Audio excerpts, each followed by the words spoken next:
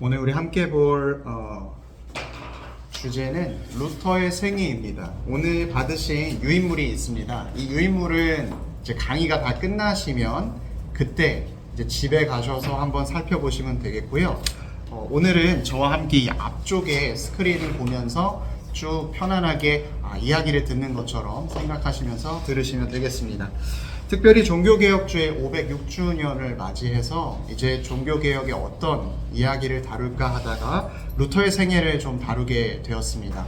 특별히 루터는 종교개혁의 포문을 열었던 사람이고 종교개혁의 사상의 토대를 구축했습니다. 또 루터는 종교개혁의 가장 앞장서서 운동을 전개했던 사람이기 때문에 루터의 모습을 우리가 쭉 살펴보면서 종교개혁의 처음 시작과 그 정신이 무엇이었는지, 그리고 그 정신이 지금 나에게는 어떤 의미가 있는지 이것을 좀 살펴보길 원합니다.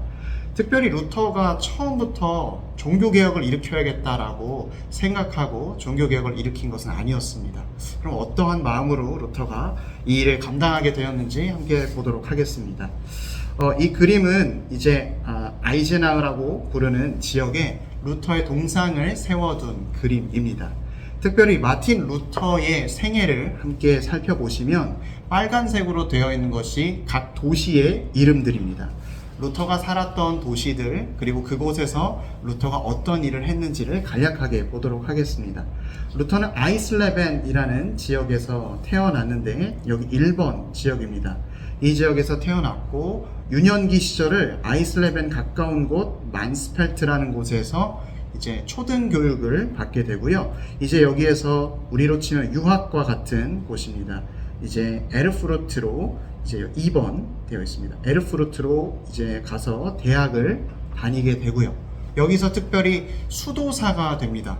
이제 수도사가 되어서 루터가 수도사 생활을 하다가 대수도원장에게 이제 눈에 띄어서 3번 여기가 비텐베르크, 여기에서 대학교 교수를 하고 여기서 박사학위를 받고요. 그 다음 마지막 여기 보름스라고 하는 곳에 이제 마지막 연설을 위해서, 특별히 종교 재판 이후에 루터의 마지막 어떤 뭐라고 할까요? 생명이 죽느냐 사느냐에 결정되는 특별한 순간을 보름스에서 맞이하게 됩니다. 우리는 이제 이러한 관점에서 루터의 생애를 한번 살펴보도록 하겠습니다. 아까 처음에 말씀드렸듯이 아이슬레벤에서 루터가 태어났다라고 말씀을 드렸어요. 루터는 특별히 한스 루더, 아버지 이름은 한스 루더였고 어머니는 마가렛이었습니다. 이 두 사람 사이에서 7명 남매 중에 장남으로 태어났습니다. 특별히 이제 아이슬레벤에 가게 되면 루터의 이렇게 생가가 이렇게 보존이 되어 있어요. 특별히 예전에 살았던 생가는 완전히 사라졌지만 그 자리에 루터의 동상을 세워두었고 또 이곳에서 지금 박물관이 만들어져서 루터의 생애를 소개하고 있습니다. 한스 루더, 아버지 한스 루더는 굉장히 엄격한 사람이었습니다. 그래서 당시 이제 농부였던 한스 루더는 루터를 신앙교육과 함께 공부를 시켜서 법학자가 되게 만들려고 했습니다. 특별히 루터가 태어나자마자 11월 10일 날 루터가 태어났는데 그 다음 날이었던 11월 11일 이때 성 베드로 성당, 성 베드로 바울 성당이라는 곳에서 루터가 유아 세례를 받습니다. 당시에 어린 아이들이 태어나자마자 겨울 날씨에 찬물에 들어갔다가 당시에는 성부와 성자의 성령의 이름으로 세례를 물에 3번 담그었거든요. 그러니까 신생아가 태어난 다음 날에 차가운 겨울에 물에 들어갔다 나오는 그 순간에 유아 세례를 받는 것이 신앙이 있지 않은 부모라면 불가능한 것이고, 또 당시에 중세시대에는 요람에서 무덤까지라고 말하는 것처럼 단연스럽게 유아 세례를 받아야 되는 것처럼 분위기가 형성되었습니다. 재미있는 것은 루터가 원래는 한스 루더라는 이름의 아버지처럼 이 루더의 성을 땄는데 이름을 마틴이라고 지었어요. 그 이유는 이 11월 11일이 성 마틴의 그런 기일이었기 때문입니다. 그래서 당시의 관습에 따라서 세례 받은 날 이름을 마틴 루터라고 짓게 된 것입니다. 특별히 이곳이 이제 아이슬레벤에 루터가 살았던 집을 복원해 놓은 곳이고요. 한스 루더는 농부였기 때문에 루터의 집은 그렇게 유복한 집은 아니었습니다. 하지만 한스 루더는 첫 번째로 신앙생활에 굉장히 열심을 내었고 루터에게 교육을 할 때에 언제나 부지런할 것을 요구했습니다. 이 두 가지의 가정 교육이 아마 루터의 생애에도 많은 영향을 끼쳤을 것으로 생각됩니다. 한스 루더가 그 이후에 만스펠트로 온 가족과 함께 이사를 가게 됩니다. 그 이유는 만스펠트가 이제 구리 광산이 많았던 곳이어서 이곳에서 광부가 되어서 돈을 벌려고 가게 되었어요. 그래서 만스펠트에 있는 루터의 생가는 현재도 잘 보존되어 있습니다. 이곳에서 루터는 생활을 했지만 이 동네가 탄광촌이기 때문에 교육 수준이 높지 않았고 사람들이 어떤 쾌락을 더 추구하지 종교적인 것을 더 꿈꾸지는 않았던 것 같습니다. 현재 만스펠트의 그림은 이런 식으로 전경이 나오고 있고요. 이곳에서 루터는 초등 교육을 받게 되고 초등 교육이 마치고 나서 아이젠하워라고 불리는 곳에 이제 3학과 4학 당시에는 철학을 공부하기 위해서는 논리, 수사학 이런 여러 가지 공부들을 마쳐야 했기 때문에 그 공부를 하러 아이젠하워로 가게 됩니다. 그 이후에 아이젠하워 공부가 마친 뒤에 이제 에르푸르트라고 하는 곳, 또 다른 말로는 에어푸르트라고도 하는데 이곳에서 이제 법학을 공부하기 위해서 떠납니다.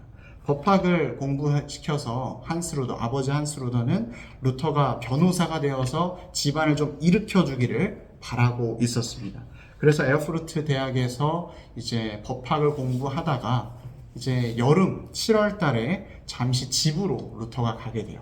아마 그게 결혼을 이유로 하는 것인지 아니면 여름방학을 마치고선지는 여러 가지 학설이 있지만 중요한 것은 이때 루터가 처음으로 하나님께 서원 기도를 하게 됩니다.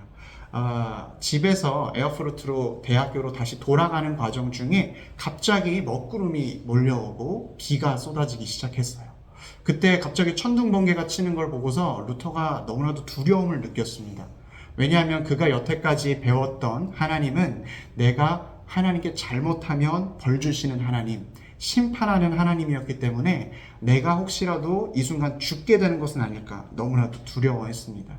그래서 루터는 느릅나무 사이로 얼른 뛰어 들어갔지만 그 순간 그 느릅나무에 번개가 떨어지면서 나무는 완전히 꺾여버리고 루터는 그 자리에 엎드려서 성 안나여 당신이 나를 살려만 주신다면 내가 수도사가 되겠나이다 라고 서원을 합니다.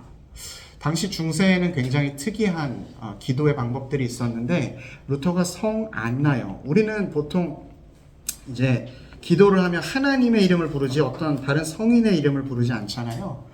이 성 안나라고 하는 사람은 우리가 알고 있는 마리아, 예수님의 어머니의 마리아의 엄마입니다. 그런데 이 성 안나는 당시 만스펠트 지역의 광산 이 지역을 도와주는 그런 성인이라고 생각을 하고 있었기 때문에 자기 입에서 자기도 모르게 급박한 순간에 성 안나요 라고 기도를 하게 된 것입니다. 아마 중세 교회의 어떤 우리와 다른 교리가 여기서 잘 나타나는 것 같아요. 특별히 이제 에어프루트로 돌아간 루터는 이제 자기가 서원한 대로 수도사가 되게 됩니다. 특별히 수도사가 되려고 할 때 루터가 찾아간 곳은 아우구스티누스 수도원이었습니다. 이 지금 도서관이 아우구스투스 수도사의 도서관인데요. 여기 수도사의 특징은 세 가지가 있었습니다. 우리 유인물을 잠깐 보시면 2번에 수도사 루터라고 되어 있어요. Poverty, Chastity, Obedience. 두 번째 chastity에서 이 R자가 T로 바뀌어야 될 것 같아요. 제가 오타가 좀 났는데 어쨌든 당시 이 아우구스티누스 수도원의 가장 중요한 세 가지는 이제 자기 스스로 가난하게 사는 삶, 청빈, 그리고 깨끗하게 순결한 삶, 그리고 obedience, 언제든지 말씀에 순종하는. 그래서 이것을 번역할 때 목숨을 다해 순종해야 된다 해서 순명으로 번역을 했는데 이 아우구스티누스 수도원의 가장 큰 특징이 바로 이 청빈, 정결, 순명이었습니다. 루터는 이곳에서 아주 열심히 수도원의 규율을 지킵니다. 심지어 한 글자 한 글자 규율을 지키다 보니까 당시에 고해성사하는 신부들이 루터를 고해성사해 주는 걸로 꺼렸다라고 해요. 왜냐하면 자기가 잘못했던 거를 너무 열심히 적어가지고 하루 종일 고해성사를 하니까 그 고해성사하는 게 너무나 힘들 정도로 루터는 아주 철저하게 거룩한 삶을 추구했습니다. 유명한 일화 중에 하나가 예배 시간에 루터가 이제 친구 수사, 동료 수사의 발을 밟았는데 이제 예배가 마치고 자기 방에 돌아와서 자기의 발에 등을 피가 날 때까지 회초리로 때렸다 그래요. 자기가 그렇게 잘못한 것을 뉘우치는 그런 루터였습니다. 또 식사 시간에 자기 동료 수사가 나타나지 않은 것을 보고 왜 그러냐고 해보니까 이 사람이 이제 아파서 누워서 식사를 하지 못한다라는 얘기를 듣고 내가 형제 사랑을 해야 되는데 내가 형제가 아프다는 사실조차 알지 못하고 내가 이렇게 시간을 보내고 있었다니 라고 생각을 해서 또 방으로 돌아와서 자기 몸을 한 30대 정도 회초리로 쳤다라고 해요. 그러니까 굉장히 엄격하게 이 아우구스티누스 수도회에서도 그 중에서도 엄격하게 했던 것이 루터였습니다. 이곳에서 루터는 자기의 인생의 멘토이자 아버지인 슈타우비츠를 만납니다. 슈타우비츠를 만나는데 이 사람은 아우구스티누스 수도원의 대수도원장이었습니다. 이 사람은 이제 루터가 이렇게 하는 모습을 보면서 루터에게 많은 애정을 가진 것 같습니다. 그래서 루터가 늘 하나님의 의와 자기가 죄를 지은 죄인이기 때문에 하나님 앞에 내가 어떻게 하면 의를 획득할 수 있을 것인가 이 고민을 하고 있을 때 로마서를 하루에 한 장씩 라틴어로 암기하라고 조언을 해주었습니다. 그 이후에 로마서를 계속해서 암기하는 모습을 통해서 슈타우비츠와 루터는 가까워지게 되었고요. 특별히 이제 아우구스티누스 수도원 규칙을 좀 수정하기 위해서 슈타우비츠가 2명의 수도사를 로마로 보냅니다. 그때 한 사람이 바로 루터였는데 이곳에서 이제 슈타우비츠가 루터를 얼마나 총애했고 신뢰하고 있었는지를 보여주는 것 같습니다. 여기 에어프루트 있는 수도원에서요. 이제 루터는 하나님의 말씀이 가장 잘 해석된다라고 하는 교황이 있는 로마로 가게 됩니다. 그곳에서 많은 로마의 규칙들과 로마의 모습들을 루터는 경험하게 되었고 특별히 성당에 가게 되었을 때 그 로마의 성당에 가게 되었을 때 이제 소위 빌라도의 계단이라고 불리는 28개의 계단이 있었는데 그곳에서 이제 계단을 무릎을 꿇고 하나씩 올라갈 때마다 기도를 하면서 올라갈 때 맨 마지막 꼭대기층에 도착하면 엄청난 은혜가 임한다 라는 얘기가 있어서 루터도 그곳에서 이것을 한번 실행해 봅니다. 무릎에서 피가 나고 무릎이 까지고 계속해서 계단을 올라갔음에도 불구하고 루터는 마지막 계단에 도착했지만 하나님의 은혜가 도대체 무엇인가? 하나님께서 우리를 은혜를 주시기 위해서는 우리가 이처럼 아프고 고통받아야지만 은혜를 받을 수 있는가라는 근원적인 물음에 봉착하게 됩니다. 그렇게 해서 이제 다시 수도원으로 돌아오게 된 루터는 더 많은 혼란 가운데 빠졌습니다. 도대체 하나님께서 말씀하시는 의는 무엇이고 우리는 어떻게 하나님 앞에서 의로움을 받을 수 있는가? 이런 고민을 보면서 그의 스승이었던 슈타우비츠는 그에게 신학 박사 과정을 추천해 주었습니다. 그래서 루터는 사제 서품을 받게 되고 이제 비텐베르크에 있는 대학교에서 신학 박사 과정을 시작합니다. 당시에 박사 과정을 시작했다라는 것은 이제 교수 사역을 같이 한다라는 내용이었는데요. 이제 비텐베르크에 있는 대학교에 가는 길입니다. 이렇게 여기 탑처럼 되어 있는 게 비텐베르크 있는 대학인데요. 이렇게 생겼습니다. 그래서 이곳에서 루터는 신학 박사 과정을 시작했고 신학 강의를 시작했습니다. 특별히 루터가 강의했던 것은 성서학이었습니다. 처음에 1512년 시편을 강의하고 1513년 로마서를 강의하게 됩니다. 연도는 정확하게 기억이 안 나서 지우도록 하겠습니다. 어쨌든 순서는 시편을 강의하고 로마서를 강의합니다. 그리고 갈라디아서, 히브리서 요 순서대로 성서를 강의하게 되는데 굉장히 재미있는 것은 이 시편, 로마서, 갈라디아서, 히브리서는 우리가 특별히 복음에 대해서 굉장히 구체적으로 이야기하고 있고 그 복음이 무엇인지를 강력하게 증언하고 있는 성경입니다. 물론 모든 66권의 성경이 예수 그리스도와 복음에 대해서 이야기하고 있지만 루터가 강의했던 이 시편, 로마서, 갈라디아서, 히브리서는 더욱더 그 복음에 가까운 내용을 공부하게 된 것입니다.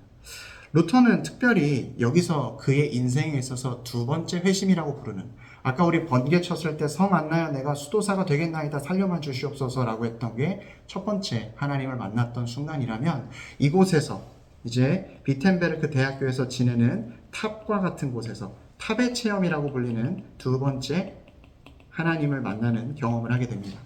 그는 로마서 1장 17절의 말씀을 읽으면서 그동안 자기가 수도사로 계속 고행과 어려움 가운데에서 고민했던 답을 찾게 되었습니다. 우리 로마서 1장 17절 말씀인데요. 같이 한번 읽어볼까요? 시작. 복음에는 하나님의 의가 나타나서 믿음으로 믿음에 이르게 하나니 기록된 바 오직 의는 믿음으로 말미암아 살리라 함과 같으니라. 분명히 많이 읽었었던 말씀이고 암송했던 말씀이지만 유난히 그날따라 루터의 마음 가운데 이 말씀이 콱 박히게 된 것입니다. 하나님의 의를 우리가 어떻게 획득할 수 있는가? 하나님의 의는 좋은 소식, 복음인데 나에게는 왜 복음이 기쁜 소식이 되지 않고 나의 슬픔과 나의 이 두려움이 더 커지는가? 특별히 우리는 믿음으로, 하나님을 믿는 믿음으로 구원에 이르는 믿음에 이르게 되는 것이다 라는 것을 깨닫게 된 것입니다. 그래서 루터는 자기의 의를 획득하고 자기의 의를 만드는 것이 우리의 고행이나 우리의 선행이나 우리의 행동이 아니라 하나님께서 주시는 은혜라는 것을 깨닫게 된 것입니다.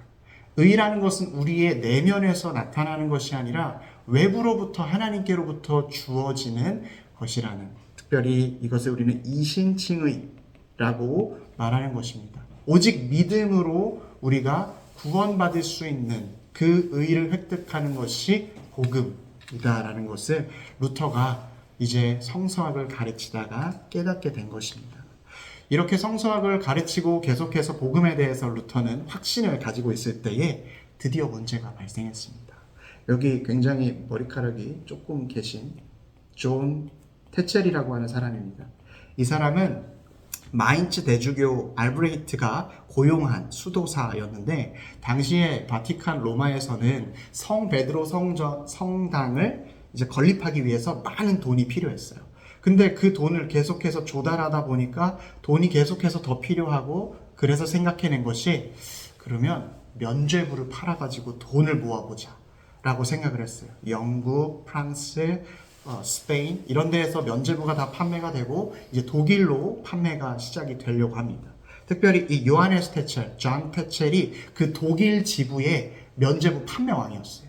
이 사람이 가는 곳에서는 면죄부가 막 불티나게 팔리게 되는데 왜 당시 사람들은 면죄부를 사려고 했을까? 우리는 지금 너무나도 많은 정보가 있어서 면죄부를 왜 굳이 사야 되지? 라고 생각을 하는데 당시 중세에서는 면죄부가 굉장히 심판에 임박한 사람들에게 그 심판을 피할 수 있는 굉장히 매력적이고 중요한 도구였습니다.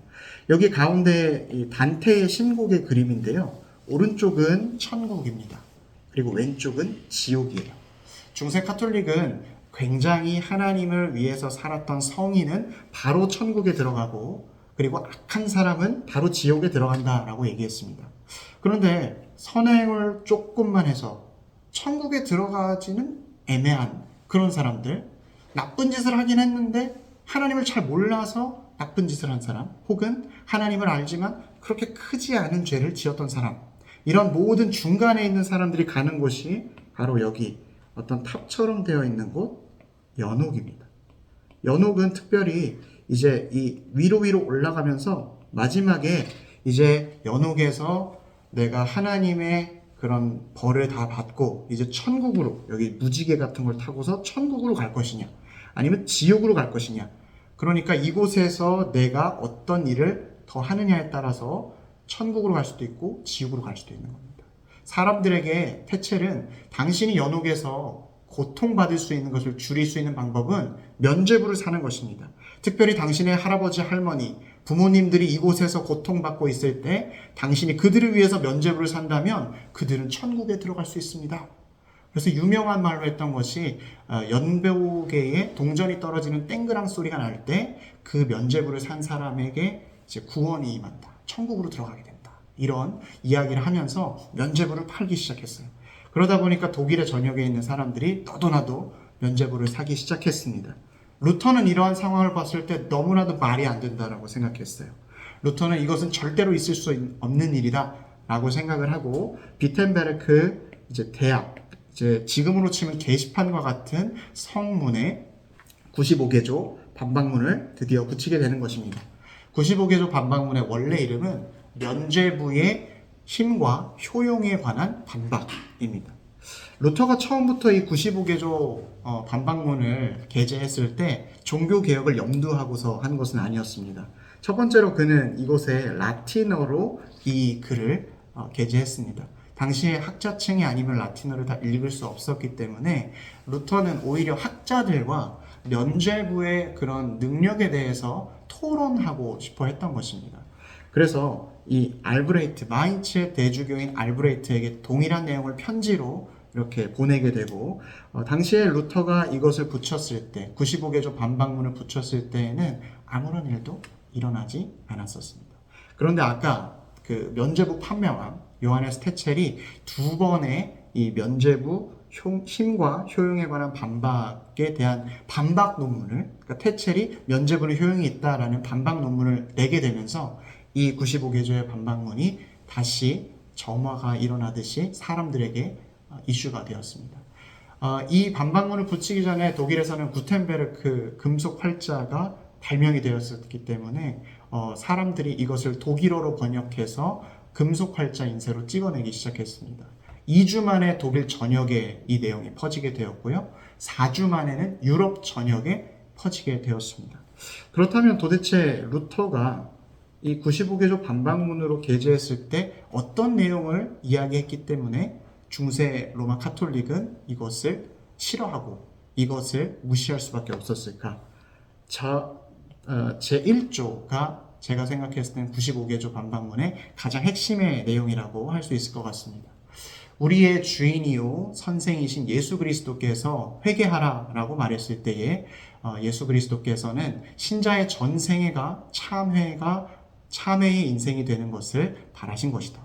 그러니까 우리의 내적인 회개 그리고 그것에 수반하는 외적인 회개에 대한 열매가 나타나는 것이 하나님께서 말씀하시는 진정한 참회요 그것이 하나님의 의를 획득하는 것이지 면죄부를 산다고 해서 그 의가 획득되는 것이 아니다 라고 이야기를 했어요. 특별히 36조에는 그렇게 이야기하고 있습니다. 면죄부를 사는 것이 하나님의 의를 획득하는 것이 아니라 진정으로 회개하는 것이 하나님의 의를 얻게 되는 것이다. 그래서 이 내용이 독일 전역에 퍼지고 유럽 전역에 퍼지게 된 겁니다. 그래서 로마 바티칸에도 이 내용이 귀에 들어가게 되었어요. 그래서 로마 바티칸 이제 당시 교황이었던 레오 10세가 루터에게 60일 이내에 이 내용을 철회하지 않으면 당신을 이단으로 처단하겠습니다 라고 이야기를 했습니다.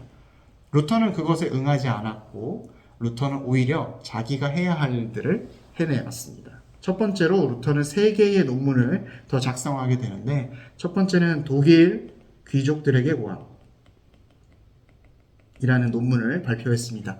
여기서는 이제 교황의 권위와 이제 당시 교회의 권위가 아니라 모든 사람들이 하나님 앞에서 하나님을 직접 만나는 것이다. 만인 제사장에 대해서 이야기를 했었고요. 두 번째 논문은 교회의 바벨론 뉴스. 교회가 이제 성찬과 세례에 대해서 이제 7개의 성례에 대해서 하고 있는데 실제로 예수 그리스도가 제정하신 것은 성찬과 세례 이것 2개뿐이다 라고 이야기를 한 것이고 마지막은 그리스도인의 자유. 그리스도인은 죄된 그 종에서 속박이 되었던 것에서 자유하게 되어서 누구에게도 매일 필요가 없다.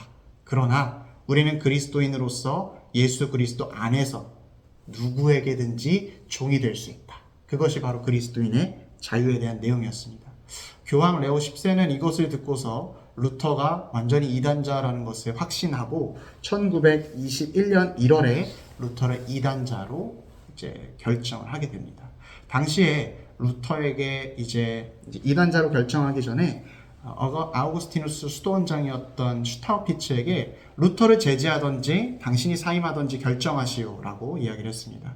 루터를 지지하면 사임해야 할 것이고 루터를 지지하지 않으면 루터를 제지해야 되는 슈타우피츠의 상황에서 슈타우피츠는 루터를 어거스틴 수도원에서 제명한 뒤에 자기 역시도 사임했습니다. 그러니까 자기가 내재적으로는 루터를 지지하지만 어쩔 수 없는 이 시스템 안에서 루터를 공개적으로는 보호해 줄 수 없었던 것입니다. 또한 루터가 지내고 있었던 작센 지역에 이제 독일의 선제후였던 프리드리히에게 교황은 루터를 내놓아라, 루터를 추방해라 라고 이야기했지만 프리드리히 3세는 루터를 추방하지 않고 그를 보호해 주었습니다. 루터가 혼자서 종교 개혁을 이루어 나간 것이 아니라 그의 옆에는 그와 함께하는 동역하는 사람들이 하나님께서 인도해 주시고 예비해 주셨던 것입니다. 이렇게 일이 돌아가자 교황 레오 10세가 굉장히 답답한 마음에 이제 세속의 권력을 이용하기 시작합니다. 이제 칼을 5세에게 그러면 세속적으로도 루터를 이단자로 하고 추방할 것을 명령하라 이야기를 했습니다. 당시에 이제 보름스 지역에서 루터를 소환해서 이곳에서 루터의 사상과 루터의 변호를 들어보겠다라고 루터를 소환 명령을 내립니다. 많은 사람들이 루터에게 보름스로 가면 당신은 죽는다라고 얘기했습니다. 왜냐하면 로마 교회랑 싸웠던 사람 중에서 죽지 않은 사람이 없었어요. 이제 그 앞전 세대에 사르보놀라라는 사람도 교황과 싸우다가 화형이 되었고 얀후스 개혁자도 분명히 당신이 이곳에 오는 것까지 우리가 보호해주겠다라고 약속을 받았음에도 결국엔 화형이 되었습니다.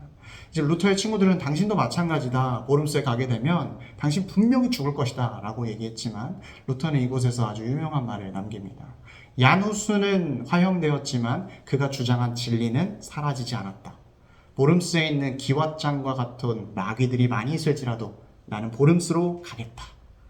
그래서 루터는 마치 에스더가 죽으면 죽으리려다 라고 마음을 가지고서 나아갔던 것처럼 죽을 수도 있지만 죽어도 상관없다라는 담대한 믿음을 가지고 보름스로 나아가게 된 것입니다. 특별히 카를 5세는 종교개혁이 이렇게 번지는 것을 자기가 잘 수습해가지고 로마 교황청과 좋은 관계를 맺고 자기가 이 독일 지역과 다른 지역의 영향권을 더 많이 가지려고 생각했습니다. 그냥 일개 수도승이기 때문에 여차하면 죽여도 되지 라는 생각이 있었을 것입니다. 이제 보름스로 루터가 가는 길에 여기는 이제 현대에 지금 보름스로 가는 길인데 니벨룽겐 다리라고 하는 아주 유명한 다리가 이렇게 있고요. 여기 니벨룽겐 성이 이렇게 자리하고 있습니다. 그래서 보름스의 대성당은 지금 현재 이러한 모습으로 자리 잡고 있고 또 다른 면에서 보면 지금 이렇게 되어 있습니다. 당시 루터가 도착했을 때의 보름스 성당의 모습은 이러했습니다. 바로 여기에서 이제 루터가 칼 5세를 만나게 되는 것이죠. 루터가 도착한 날이 1921년 4월 16일입니다.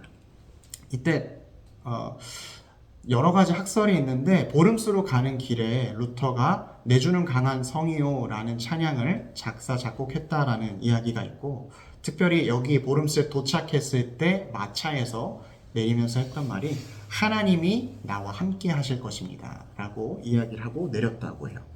이 보름스라는 지역은 당시 인구가 한 7,000명에서 8,000명 정도 되는 지역이었는데 이달 루터를 보기 위해서 한 2만 명의 사람들이 몰렸다고 합니다.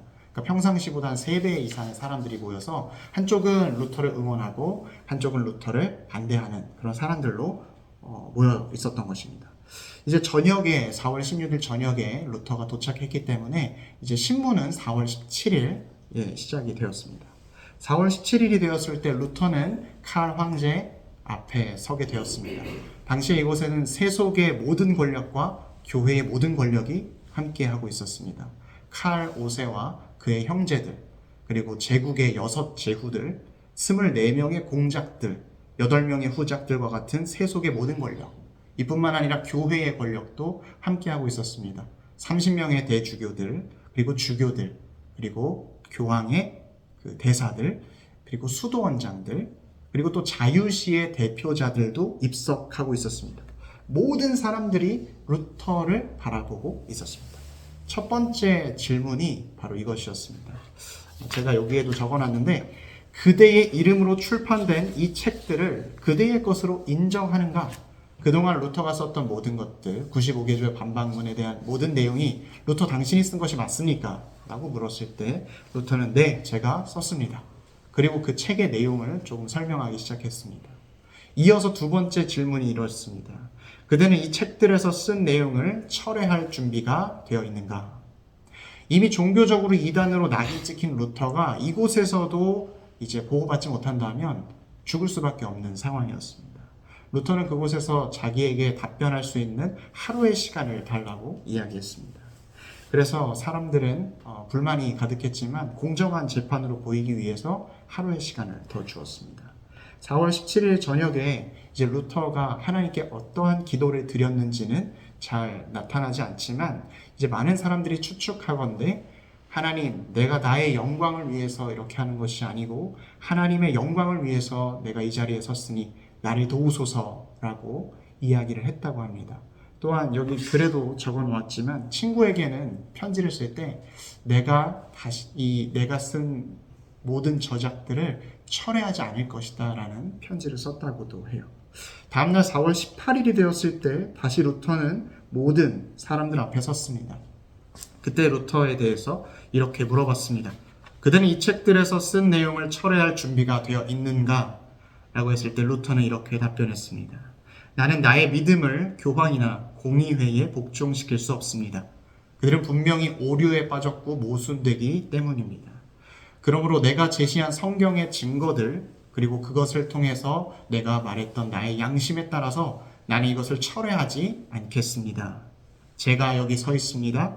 저는 도저히 어찌할 수 없습니다. 주여 나를 도우소서. 아멘.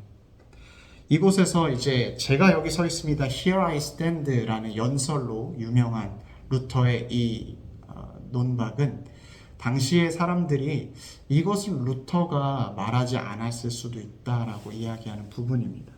그럼에도 불구하고 우리는 지금 서 있는 루터, 주여 제가 이곳에 서 있습니다 라는 이 말을 한번 묵상해 보면 좋겠습니다. 루터는 자기가 죽을 줄 알았지만 이곳에 가서 자기의 그 저작들을 철회하지 않겠다라고 이야기했습니다. 루터가 어떻게 이런 말을 할 수 있었을까? 그리고 또 루터라는 한 사람을 보았을 때 하나님께서는 어떻게 자기의 일을 일하시면서 이 한 사람을 이렇게까지 사용할 수 있었을까를 생각해 봅니다. 루터는 특별히 준비된 사람이었습니다. 그는 종교개혁에 대해서 단 한순간에 갑작스럽게 로마 교황의 반기를 든 것이 아니라 그의 전 인생을 통해서 고민하고 자기가 만난 복음에 대해서 증언했던 사람입니다. 또 두 번째로 루터는 자기의 그 확신을 가지고서 도망치지 않았습니다. 하나님께서 말씀하신 곳에 서서 하나님께서 가라고 한 그곳에 간 성경의 한 사람이었습니다. 많은 사람들이 이제 교회가 개혁이 필요하다라고 이야기를 하죠. 그런데 저는 생각해 보는 것은 우리 교회가 개혁이 필요하다라고 하는 것은 실은 나 한 사람의 개혁이 필요한 것은 아닐까.